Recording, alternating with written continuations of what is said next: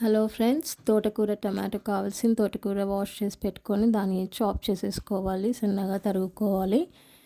తర్వాత ఆనియన్ కూడా చాప్ చేసుకోవాలి, టమాటోస్ కూడా, అలాగే మిరపకాయలు కూడా కారం తగ్గట్టు తీసుకోవాలి. ఇక్కడైతే నేను 3 మిరపకాయలు తీసుకున్నాను. సో కొంచెం కారం కూడా వేస్తాను కాబట్టి నేను ఎక్కువ వేసుకోలేదు మిరపకాయలు. సో ఇవన్నీ కూడా చాప్ చేసుకొని పక్కన పెట్టుకున్న తర్వాత ఇప్పుడు కడాయిలో ఆయిల్ వేసేసుకొని ఓన్లీ జీలకర్ర మాత్రమే వేయాలని, పోపు దినుసులు అవసరం లేదు. జీలకర్ర వేసిన తర్వాత మిరపకాయలు, ఉల్లిపాయలు బ్రౌన్ కలర్ అయ్యేంత వరకు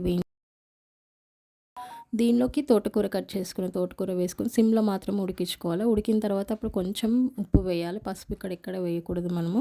సో ఇది కూడా కొంచెం ఉడికిన తర్వాత అప్పుడు టమాటోస్ యాడ్ చేసేసుకొని దానిలోనే వెల్లుల్లి దంచుకొని వెల్లుల్లి కూడా వేయాలి. ఇప్పుడే కారం కూడా వేసేసి మొత్తం ఉడికేంత వరకు కూడా సిమ్లో మాత్రమే ఉడికించాలి. సో వెల్లుల్లి ఇలా వేసేసి ఉడికించుకోవాలి. ఇంతే అండి, తోటకూర టమాటో చాలా బాగుంటుంది, ట్రై చేయండి. Thank you for watching.